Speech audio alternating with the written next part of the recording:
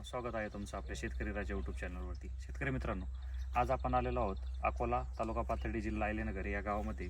आणि आज आपण या ठिकाणी पाहणार आहोत पेरू या फळबागेविषयी माहिती. त्याचबरोबर आपल्यासोबत आहेत शेतकरी. नाव सांगा. मोहम्मद बशीर शेख.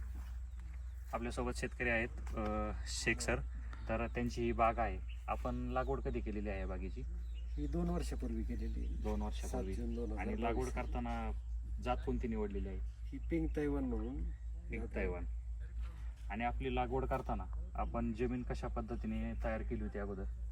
सुरुवातीला काय एक व्यवस्थित खोल नांगरट केली आणि 2 वेळा रोटावेटर वगैरे करून पूर्ण बागेची जमिनीची मशागत वगैरे करून नंतर डायरेक्ट त्याच्यावरती सरी पाडून बेड तयार करून त्याच्यावरती लागवड. बेडवरती लागवड आहे पूर्ण प्रकारे. हो. बेडवरती लागवडच का निवडली आपण? काय होतं, जास्त वेळ जर पाऊस झाला तर आपण लागवडच पाऊस काळात गेली त्यामुळे आहे ना बेड निवडावा लागला.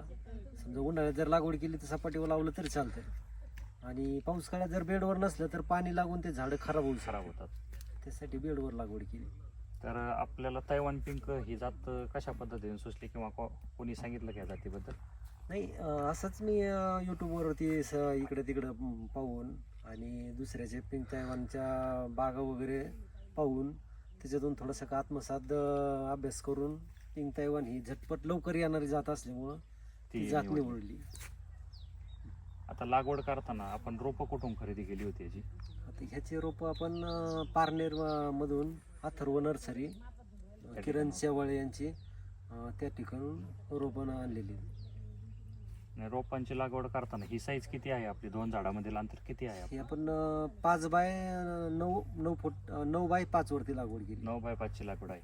आणि आता ही 9 बाय 5 ची जी लागवड आहे, 2 झाडांमधील अंतर जर आपण उभ्या पद्धतीमध्ये पाहिलं तर 5 फूट आहे. तर या 5 फुटामध्ये काही अडचण झाड मोठं झाल्यावर नंतर नाही, वगैरे? काही नाही. तशी तर याच्यापेक्षा आता भरपूर हरली जवळ जवळ सुद्धा लागवडी निघल्या. 3 फूट 3 बाय 5 वरती पण लागवड आहे, 3 बाय 8 वरती लागवड आहे, 5 बाय 9 वरती लागवड आहे. ज्याच्या त्याच्या टेक्निकनुसार त्याच्या नियोजनानुसार ते बागाची हे करतात. तर लागवड आपण 2 वर्षापूर्वी जून महिन्यात केली. हो. जून महिन्यात लागवडीनंतर त्याला वाढीसाठी किंवा त्याच्या झाडाच्या पोषणासाठी काही खत वगैरे? सुरुवातीला आपण एक बेसल डोस दिला आणि त्याच्यानंतर लागवड केली. बेसल डोसामध्ये तरी काय काय वापर? सुरुवातीला आपण समजा 10-26 मायक्रोन्यूटन आणि लिंबोळी पेंडीचा वापर केला.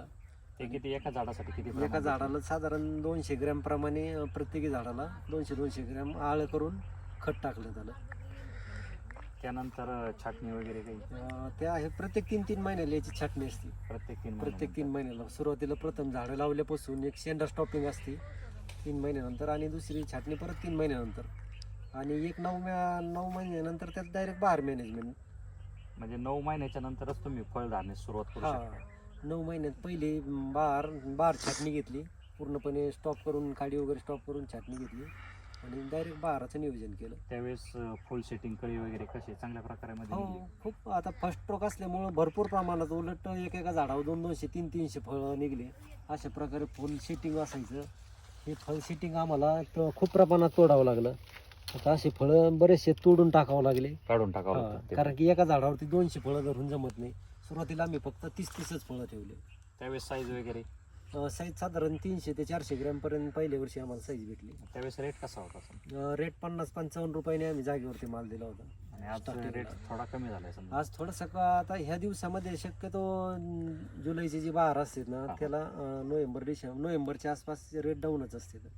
म्हणजे हा पूर्वीपासून आलेला इतिहास आहे. ह्या महिन्यात रेट डाऊनच असते. आता आपला जो खालचा भाग आहे तो तोडणीसाठी आहे, तर सध्या रेट डाऊन आहे. तर आता हा नवीन भाग आपण नवीन बार पकडलेला आहे, तर यापूर्वी काही आपण नियोजन? नाही, आता हा आमचा जो बहार आहे हा आम्हाला एक एक्स्ट्रा बोनसमध्ये मिळालेला बहार आहे. कारण की आमचा जो आहे जुलैमध्ये छाटणी झालेली पहिली, आणि त्याचा माल आता हार्वेस्टिंग चालू आहे, आणि त्या हार्वेस्टिंग बरोबरच हा माल ॲक्सेस आलेला आहे. मग त्या ॲक्सेस मालावरती आम्ही काही फॉर्म टाकून याचं पण नियोजन करून आम्हाला जानेवारीमध्ये परत पैसे देऊन जाणार. म्हणजे या फळाची पूर्ण साईज होण्यासाठी किती महिने लागतात? याला पूर्ण फॉर्म लावल्यानंतर 3 महिन्यानंतर हा 3 महिने. आणि आता फॉर्म लावायच्या अगोदर हे फळ किती दिवसांचं आहे? आता हे सध्या 2 महिन्याचे फळ येतं. 2 महिन्याचं. आता हे अशा पद्धतीने असे फळ येते. साधारण हे 50 ग्रॅमचं फळ आहे. आता हे 50 ग्रॅमच्या फळाप्रमाणे याला मी फॉर्मिंग केलेलं आहे आणि हे फॉर्म करून लावल्यानंतर त्याच्यावरती अजून बॅगिंग करायचं आहे.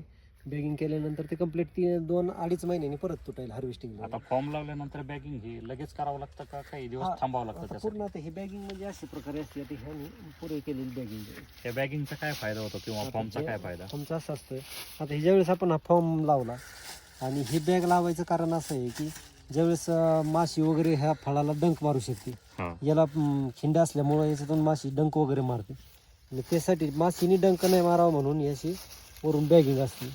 मग ही बॅगिंग वगैरे अशा पद्धतीने बॅगिंग लावल्यानंतर फळाच्या वाढीसाठी त्यासाठी काही अडचण? हा, त्याच्यानंतर हे अशी बॅगिंग करून ते ओके करून ठेवावं लागेल. आता हे बॅगिंग आपण लावताय, हे लावल्यानंतर फळाच्या वाढीसाठी काही अडचण वगैरे येते का? नाही, हे बॅगिंगचा फायदा असा आहे की ही ज्यावेळेस बॅग लावली, हे बॅगनी आहे ना फळं फुगवायला फास्ट मदत होती.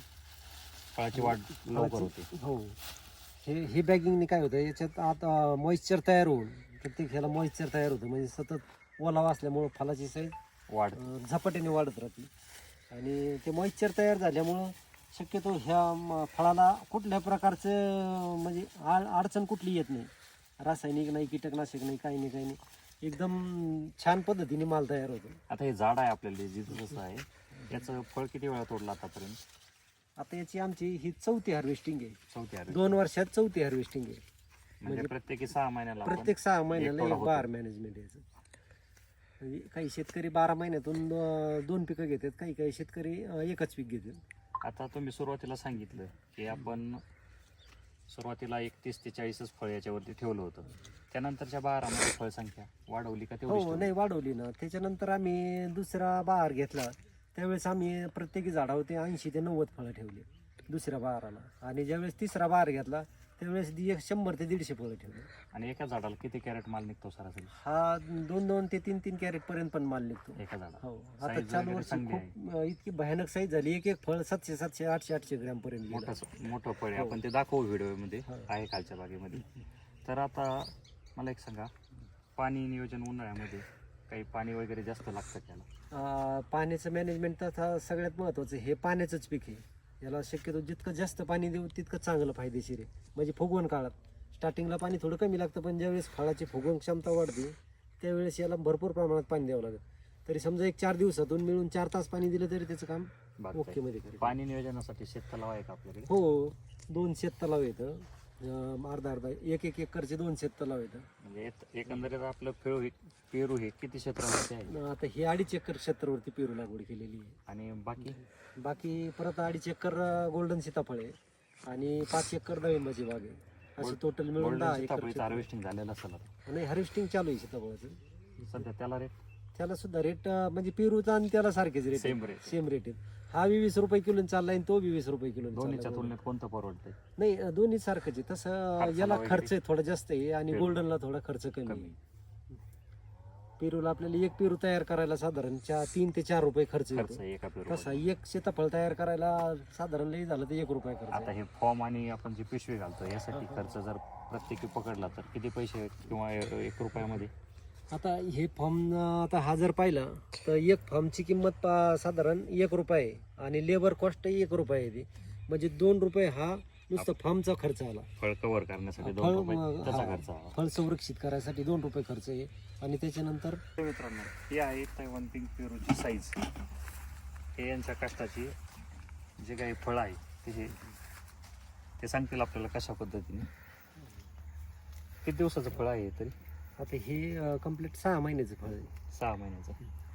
6 महिन्यात या फळाला साधारण 600 ते 700 ग्रॅम पर्यंत साईज आलेली आहे.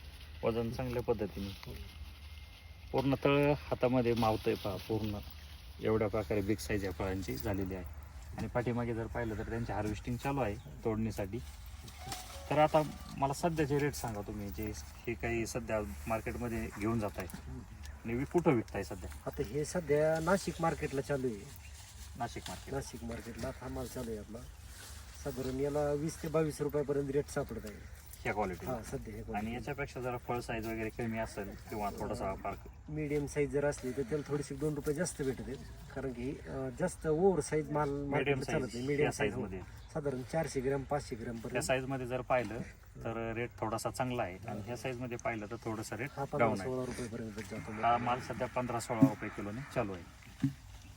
तर एकरी खर्च किती येतो आपल्याला यासाठी? एक फळ तोडा ज्यावेळेस आपला होतो हा, किंवा आपण एक बहार जो पकडतो त्या एक 6 महिन्यात किंवा 7-8 महिन्याचा जो कालावधी जातो त्यासाठी पूर्ण खर्च किती एक एकरसाठी? आता तसं प्रत्येक बहाराचं नियोजन हे फॉर्मवरती असतं. समजा जर आपण 1 एकरमध्ये जर 1 लाख फॉर्म बांधला तर प्रत्येकी 1 लाख फॉर्म बांधण्यासाठी आपल्याला 2 लाख रुपये तर हा डेफिनेट फॉर्मिंगचाच खर्च येतो. आणि Farming 1 रुपया लेबर कॉस्ट येते, असं 3 रुपये. तर प्रत्येकी 1 एकरचा बहार मॅनेजमेंटचा खर्च 3 लाख रुपये होतो. 3 लाख. आणि आणि बाकी वेळी त्याला फवारण्या किंवा खत नियोजन वगैरे? आता याच्यात वॉटर सोलेबल असतात आपले, समजा खालून जमिनीतून जे वॉटर सोलेबल असते, मग ज्या त्या स्टेजला वेगळ्या वेगळ्या पद्धतीने वॉटर सोलेबल वरतून फवारण्याची गरज पडत नाही, वरतून पण फवारणी लागते. आता ज्यावेळेस बाहेर मॅनेजमेंट असतो फळ अशा पद्धतीने आले, याला बुरशीनाशक कीटकनाशकचे फवारे वगैरे घ्यावं लागते. माशी वगैरे बुरशी वगैरे वाढू नये म्हणून. बुरशीने काय होते, काळे स्पॉट येते, फळं खराब होते. त्यासाठी आपल्याला प्रत्येकी 15-15 दिवसाला कीटकनाशक लागवड बुरशीनाशक- केल्यापासून जर पाहिलं तर पानावरती काही रोग वगैरे? नाही, बाकी काही नसतं अडचण त्याला. हे फवारणी मॅनेजमेंट असल्यामुळं मग नाही शक्यतो काही अडचण येते.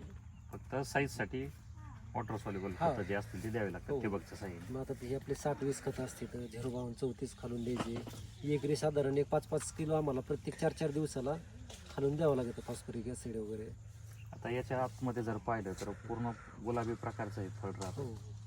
आणि खायला गोड असल्यामुळे बाजारामध्ये मागणी याची चांगली आहे. हा. परंतु आता जे काही नवीन शेतकरी सध्या लागवड करत आहे, यूट्यूबवरती जर पाहिलं तर यशोगाथामध्ये दाखवतात की एकरी 8-10 लाख रुपये उत्पन्न. याच्याबद्दल काही सांगू शकाल का? नाही, तुम्हाला आता काय हा शक्यतो मार्केटिंग असतं. शेवटी काय होतं, पैसे खूप होतात, नाही असं नाही. एकरी आता समजा 1 लाख फॉर्म बांधला आणि जर त्यांना 50-60 रुपये जर रेट भेटला तर 8 ते 10 लाख रुपये होऊ शकतात. पण तो ज्याच्या त्याच्या प्रारब्धाचा नशिबाचा भाग राहिला. कारण की शक्यतो आता दिवस तसे राहिले नाही. मार्केट त्याच्यामुळं बा आपण 3 लाख रुपये खर्च केला तर 3 लाखाचे 5 लाख रुपये होऊ शकतात. समजा आपल्याला आपल्याला देऊन जाऊ शकतो. 2 लाख रुपये आपल्याला प्रॉफिट याच्यातून होऊ शकतं भाऊ एका बहार मॅनेजमेंटला. आणि यापेक्षा जर समजा रेट डाऊनची कंडिशन काय वाटते पुढे पाहता? सध्या नाही, लागवडी खूप झपाट्याने वाढतायत. किती का जरी लागवडी असल्या तरी शेवटी रेट याच्यापेक्षा कमी होऊ शकत नाही. कारण की 10-15 रुपये रेट म्हणजे तसं जर पाहिलं तर याला तयार करायला तेवढा खर्च आहे. तेवढा खर्च आहे. किमान 10 ते 12 रुपये याला खर्च येतोच 1 किलो माल तयार करायला. आता तुम्ही 2 वर्षाच्या कालावधीमध्ये जर पाहिलं तर हायस्ट रेट किती घेतलेला आहे याच्यामध्ये? आपण 70 रुपयापर्यंत हायस्ट रेट घेतला. आणि 2022 लोवेस्ट जर पाहिलं तर ह्या वर्षी हो, ह्यावेळेस आमचा म्हणजे पहिलं हार्वेस्टिंग आहे. म्हणजे तसं जर पाहिलं तर आमचा जे याच्या अगोदरचा बहार होता तो बहार आम्ही 55-60 रुपयांनी विकला. आणि त्याच्याबरोबर हा माल एक्स्ट्रा आलेला आहे. आणि एक्स्ट्रा माल आलेला आहे त्याच्यामुळे आम्हाला त्याची काही अडचण नाही. जरी 2 रुपये कमी झाले तर त्यांनी आम्हाला भरपूर पैसे देऊन गेलेले आहे. म्हणजे हा बिगर मेहनतीचा बिगर माल मेहनतीचा म्हणायचा. हा बोनस आहे त्याच्यानंतर आमचा. हा, हा. आता ह्या झाडाकडे पहा, आता पण नवीन भरपूर प्रमाणामध्ये त्याला फळधारणा झालेली आहे. ते साधारण किती फळ असेल एका झाडाला? आता साधारण 70 ते 80 फळ सध्या आलेली आहेत त्याला. आणि परत त्यापेक्षा जर जास्त आलं की आपण एका झाडाला किती फळ ठेवू शकता 2 वर्षात जर झाड 100 असेल? जर झाड मोठं असलं तर 150-150 फळं पण ठेवू शकतो आपण. आता याच्यामध्ये जर पाहिलं आपण तर ही साईज झाल्याच्या नंतर फांदी मोडणे, लवणे किंवा झाड वाकणे ह्या गोष्टी काही होतात? नाही, तसं जर पाहिलं तर हे झाडाची जी काडी आहे, ही काडी खूप मजबूत असते. म्हणजे इतर फळबागेच्या हिशोबाने जर पाहिलं आता याच्यावरती सध्या 2 किलो माल आहे हार्वेस्टिंगला. एक 4 फळ आहेत एक 4 त्यावरती. फळ आहेत. म्हणजे सध्या अर्धा किलो जरी पडलं 4 फळ आहेत. पण फांदी एकदम अंगठ्या एवढीच आहे, एकदम बारीक असून सुद्धा ती 2 किलो माल आता सध्या सहन करते. तशा पद्धतीने एक झाड आहे का 2-2 कॅरेट पर्यंत लोड काही अशा पद्धतीने सहन करतो. त्याला बांधणी वगैरे नसते ना काही? नाही, काही आवश्यकता नाही. काही ज्या काही प्रकारे शेतकरी आपण करतात. डाळिंबामध्ये बांधणी करतो, संत्र्यामध्ये, त्या तशा प्रकारे नाही ना काही? नाही, एवढं काही नाही. याला बांधणी करायची काही आवश्यकता नसते. कारण की ही काडी कडक असते आणि ती लवण पण मोडणार नाही.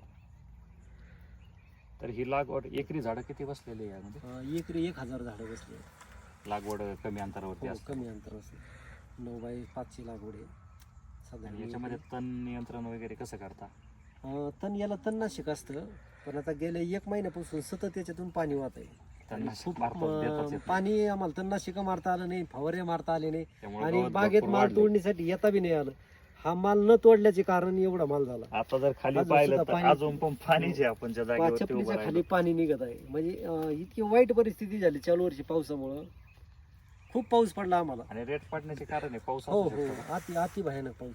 कारण की पावसाने इतके नुकसान झाले, टोटल लोकांचे जमिनी खरडून गेल्या आणि त्या कारणामुळं माल खराब होणे हे खूप मोठे प्रकार झाले. सततच्या पावसामुळे डाग आलेत. आपण हा. पाहिलं तर काही पिशव्यांमध्ये डाग आला एक साईडने.